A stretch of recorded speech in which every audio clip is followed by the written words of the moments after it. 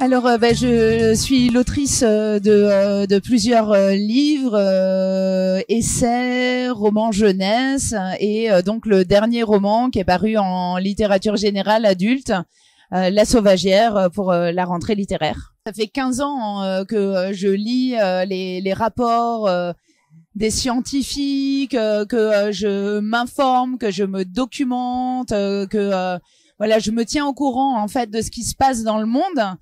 Et ces 15 années d'observation et d'études approfondies font que je porte aujourd'hui un regard qui pour moi est pas radical, qui est un regard lucide, qui est celui par ailleurs qui rejoint le discours aussi des scientifiques, des climatologues, de tous les experts sur la biodiversité, qui est que on est en train de foncer droit dans le mur et qu'on continue à faire comme si de rien n'était, alors qu'on devrait tous être en train de se démener pour changer nos manières de produire, nos manières de consommer, notre rapport au monde, notre manière d'envisager notre rapport au milieu, aux animaux, nos manières d'habiter, de se déplacer, enfin tout en fait. La fiction, la littérature, c'est vraiment un moyen, je sais plus qui a dit que c'était un moyen de pénétrer par effraction dans l'esprit des gens. Donc c'est vrai que ça donne un rapport très intime en fait avec les lectrices et les lecteurs, et ça permet d'aborder beaucoup de questions de manière plus sensorielle, de passer davantage par les corps, par les émotions et puis par l'imaginaire. Et on a là aussi voilà beaucoup de choses à faire pour décoloniser nos imaginaires, des codes du consumérisme, de la compétition, du tout numérique, du technologique, etc. Donc d'abord il y a cette fonction là bien entendu.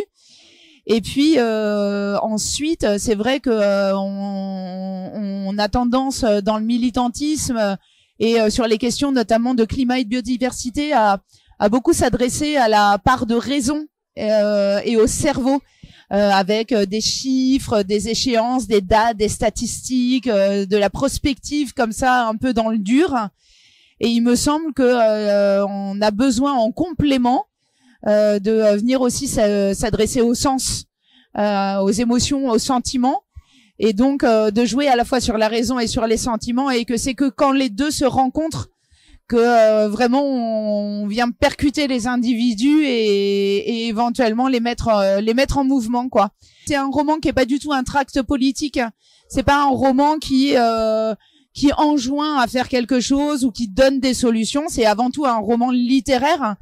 Et mon intention était pas politique. Elle était plus littéraire que politique avec La Sauvagière. Pour autant, c'est vrai que ces thèmes du féminisme et de l'écologie et de notre manière d'être au monde et notre rapport au reste du vivant, elles sont pour moi aujourd'hui absolument cruciales. En fait, c'est vrai que la lucidité aujourd'hui ressemble de plus en plus à cette blessure très proche de la brûlure du soleil dont parlait René Char. Et c'est pas un cadeau. Et ça rend, ça alourdit l'âme. Et en même temps, de manière paradoxale, c'est aussi cette lucidité sur la gravité et l'urgence de ce qu'on est en train de vivre, qui permet probablement de poser un regard d'autant plus émerveilleux et reconnaissant sur la beauté qui nous entoure encore. Alors moi, je suis absolument ravie parce que en fait, en général, quand je suis invitée dans des festivals ou dans des rencontres comme ça, j'ai jamais le temps d'être spectatrice.